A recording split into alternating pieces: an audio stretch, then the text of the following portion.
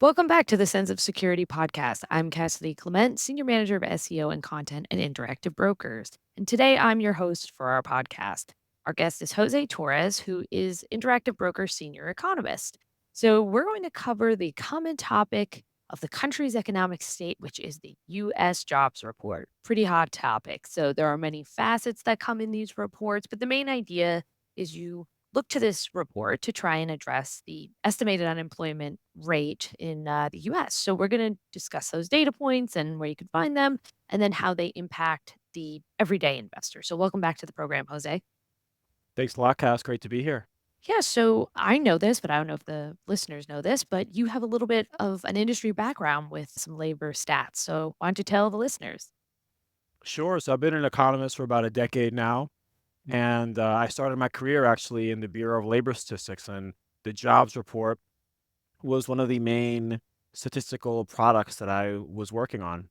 And like you said earlier, Cass, the two major points in the jobs report that Wall Street likes to look at are the jobs added as well as the unemployment rate.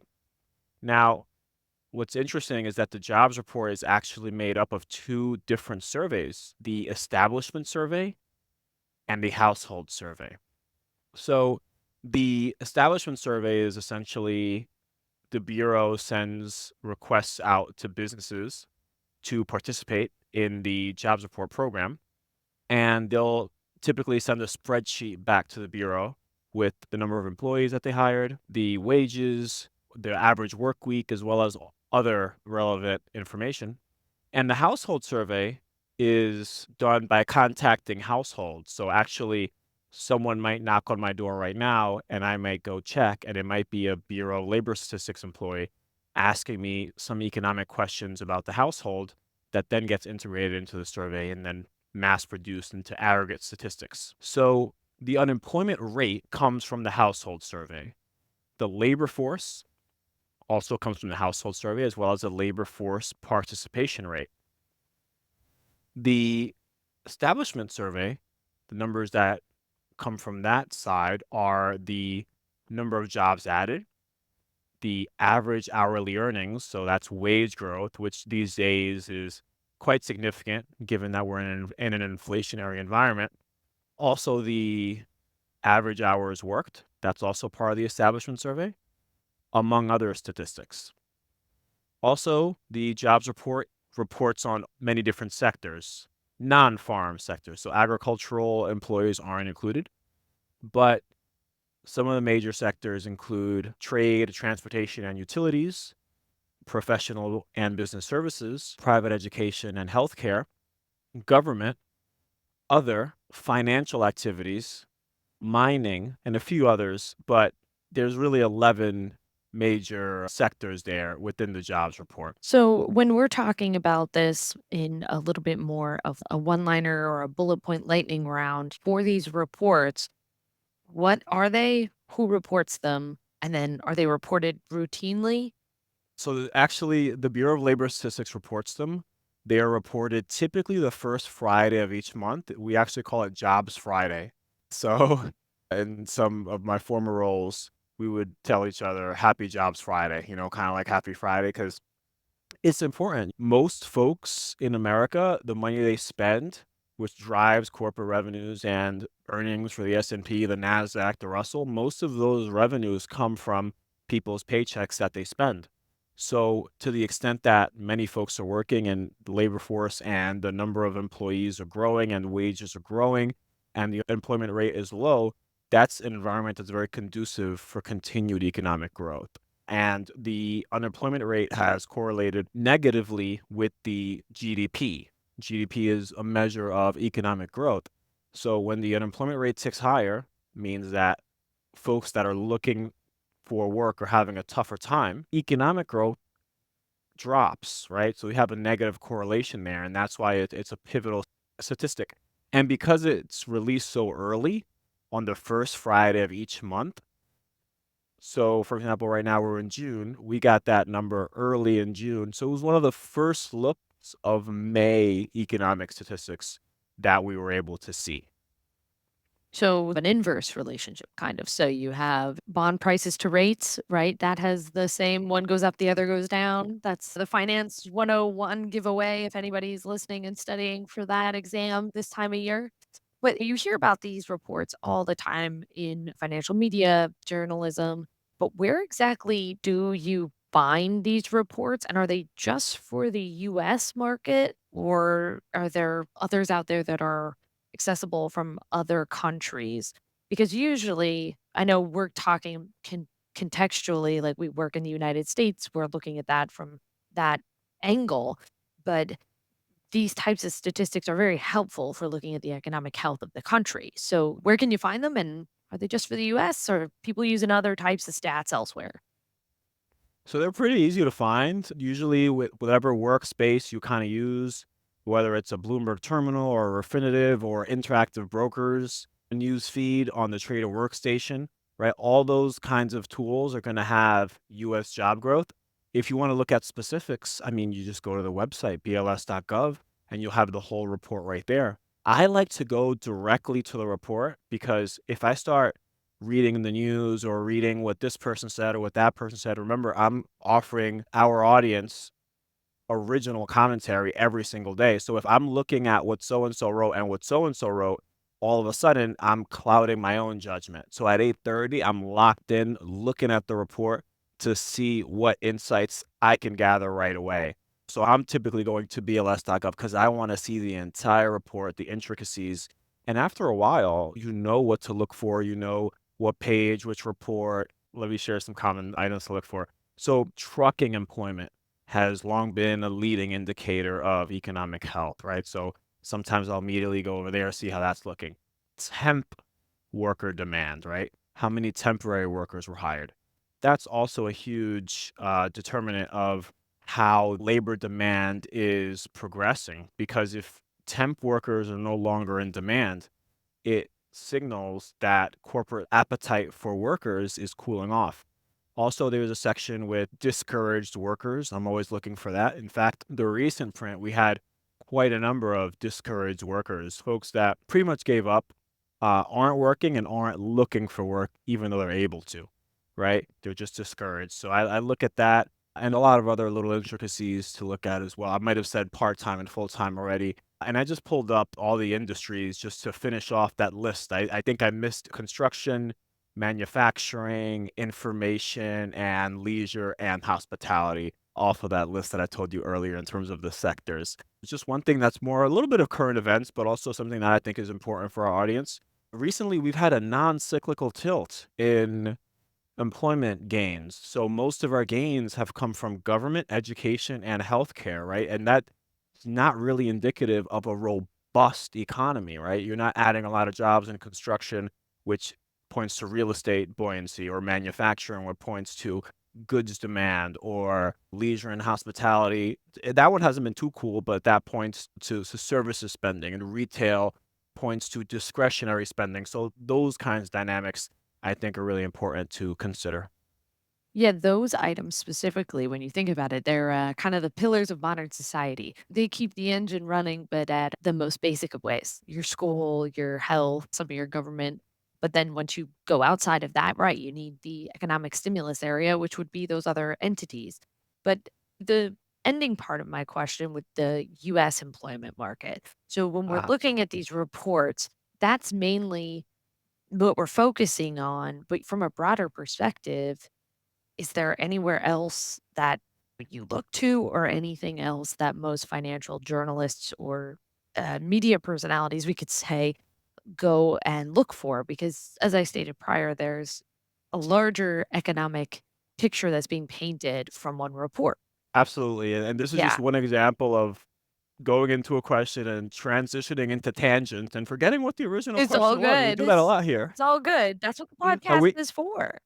and we hope that you're all enjoying it because I've learned to enjoy the podcast. My first 15 were just dreadful, but now I'm having All fun. good. So international. So one thing, Cassidy, the Canadian jobs report many times falls on the same day as the US jobs report, first Friday of every month. Australia has employment statistics. UK has employment statistics. EU has employment statistics. Japan has employment statistics. Most developed nations are going to have an unemployment rate and a jobs added kind of statistics. Their dates of release aren't always consistent, but Canada and the US, small continent in terms of the number of countries, North America, albeit bigger than Antarctica, right? It's just really the US, Canada, and Mexico in North America. So I guess Canada and the US, they have cultural similarities and stuff like that. So for that reason, they kind of align the jobs report on the same dates. And I don't know the exact reason behind that, but I'd guess that it's something along those lines. So the reason that I'm asking is because anybody who has ever looked at what the American economy has done worldwide, it's impacted a lot of different areas, whether it's people from other countries coming to the US to work or American companies going out to other countries, products being shipped that are American or vice versa. There's a huge economic impact here. So you would think that if you're looking at, I don't know, maybe something like banking and you start to see a larger amount of banking employee openings in another country than the US, you might be like, oh, maybe there's a banking market starting to boom there or something like that, for example. But that leads me to my last question of the broader economic spectrum, which is how do these reports impact the market of the country that they're applying to and then the broader market when they go out, when they're released, I should say? Sure. So consumption is a huge driver of economic growth. In the US, it's roughly between two-thirds and 70% of our economy, right? So to the extent that folks aren't working or they're having a increasing difficulty in attaining employment, all of a sudden their spending clout is dampened, right? And that's true for most of the world, even in countries where consumption isn't as high as a share of GDP.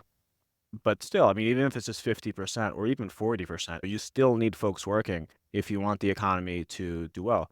Also, in terms of broad economic health and automation, AI is definitely, shifting this. But if a company is going to produce more goods and services, more stuff, that's how you expand economic growth. Traditionally speaking, you need more people to do that, right? Nowadays, we have AI, we have different kind of automation techniques. Our economy is less labor intensive than it has been in the past, but still those traditional parameters of I need more people to grow still applies to most businesses in America. In fact, 50% of American employees are working for a small business. Most of them don't have any automation, don't have any AI. It's really old school. It's mom and pop kind of establishments. So that's really what it's all about. Now, in terms of markets, sentiment is based on a central bank beginning to introduce liquidity and relax monetary policy conditions. Then market participants are looking for a weaker number because a stronger number is going to have a bias towards contributing towards inflation, right? So if the market is worried about inflation, you don't want a lot of jobs added, right? You want a soft number. But if the market is worried about recession and revenue prospects and corporate earnings, then you want a blockbuster number, right? That's going to drive interest rates higher, drive stocks higher. But to the former case, you want a weak number because that's going to drop interest rates because you're worried about inflation. You're not concerned about growth and drive equities higher, right? And that's traditionally how it goes. Lately, here in the States, we've been craving softer numbers. We've been rallying off of softer numbers and being more worried about hotter numbers. You kind of touched on this before in a few different answers. I think one of your earliest answers was something like you would look to construction numbers or something like that on the reports. I believe I know that the go-to thing for inflation was always if you see the price of milk rise, like inflation is going to start going up across the board. So when these numbers come out for people who are, the data geeks or the report people, do any numbers or results signal certain things to investors? I know you just mentioned some examples there about like, okay, if there's a higher number of open employment and people are afraid of a recession, that might look a little more hopeful for sentiment. Oh, there's going to be more jobs. It might not be that bad. From the general viewpoint, or anything that can give maybe an example of what some number or result could signal to an investor or the broader market. I would say broadly, it's signaling to investors how corporations feel about hiring. What are the labor appetites, right? If the appetite is strong, oh, wow, that means corporations are expanding. They're looking to do more, right? Assuming that these workers are efficient, right? And corporations are managing their budgets and their expenses well, then this should drive revenues and earnings higher, right? That's really how they look at it from the fundamental angle. And on the other hand, if companies aren't hiring, then perhaps their appetites are low. They're getting prepared for what could be some turbulence on the horizon, and they may be facing margin pressure because maybe their revenues aren't there. So now they're trying to subdue their costs so that they can deliver earnings. But that can only last so long, right? You can only grow earnings for so long if revenues are under pressure. So I think I would say those are the two fundamental ways to look at it. Now, final point here, on like a sector by sector basis, right? If you're a real estate investor and you're focused on the home builders and you're looking for gauges of real estate activity and you see construction employment is booming, then you can say, okay, this means that added supply is going to come onto the market, right? And again, it's rarely ever that clear cut. Construction employment is rising. Wow, this means that there's so much supply, right? There could be so much noise in the data. There could be so many part-time workers. There could be folks that are working in the construction industry but aren't actually doing any physical construction, right? There's a lot of noise with these things. But generally speaking, right, if you're a real estate investor, you're focused on construction. If you care more about manufacturing, if you care about more about themes like electrification, electric cars, globalization, shifting to regionalization, nearshoring, onshoring, those kinds of things, then you're focusing more on manufacturing. Last example, if you're a banker or working in finance or something, then maybe you're focused more on the financial activities to see how Wall Street is doing, right? If Wall Street is cutting back, whoa, what's going on? Are we going to have some kind of market correction? Why is Wall Street doing this, right? Those are some kind of examples that you can look for. There are definitely some of the correlations or one-to-ones, if you will, that would make sense, I think, to a lot of like beginner listeners or beginner investors, just to start to tie together some of these pieces. Because as you mentioned, there's a lot of noise that goes into these reports. So it's important to understand the context, what data is going into it, and how broad each of those columns or metrics are. Because you're right, you might look at construction, but then some of them might be office workers. They might not be out there on a scaffolding. It could be totally separate from what you believe to be the boots on the ground, if you will. But since I know you write for us, you do podcast commentary, all types of stuff. Is there any podcasts or commentary that you do routinely for this? I know you do a bunch, so feel free to plug away. Sure. So the first Friday of every month, you're always going to expect a jobs report commentary from me. Then the following days, typically Monday or Tuesday, we're publishing a podcast myself alongside the chief strategist, Steve Sosnick, hosted typically by the director of trading education, Andrew Wilkinson. Sometimes we have some other internal guests join us. In the past, director of fixed income investments, Joseph Burke, has been with us. So, we always do that monthly podcast where we break down the number, break down the market reaction. Steve Sosnick hits it more from like investment and stock perspective, and I hit it more from the economy side, but we do overlap as well because he's very well versed in the economy, and I like stocks and financial assets as well. So we do a little crossover, but I think it's great. I think it's fun. And if you haven't already, join us. Yeah, I mean, you get best of both worlds then. You get to look at the report and hear somebody try to explain it to you from both angles. And hopefully, after listening to this podcast today, you have a little bit more of a foundational understanding to these reports when they come out because they're always in the headlines. I mean, they say America runs on Dunkin', it runs on jobs. So everybody is interested in these reports when they come out. That's why we do podcasts and commentary, etc., on it. So thanks so much for joining us, Jose. My pleasure, Cassidy. I look forward to speaking with you soon. Sure. So, as always, listeners can learn more about an array of financial topics for free at interactivebrokers.com and ibkrcampus.com. Follow us on your favorite podcast network and feel free to leave us a rating or review. Thanks for listening, everyone. The analysis in this material is provided for information only and is not and should not be construed as an offer to sell or the solicitation of an offer to buy any security. To the extent that this material discusses general market activity, industry, or sector trends, or other broad-based economic or political conditions, it should not be construed as research or investment advice. To the extent that it includes references to specific securities, commodities, currencies, or other instruments, those references do not constitute a recommendation by IBKR to buy, sell, or hold such investments. This material does not and is not intended to take into account the particular financial conditions, investment objectives, or requirements of individual customers. Before acting on this material, you should consider whether it is suitable for your particular circumstances and, as necessary, seek professional advice.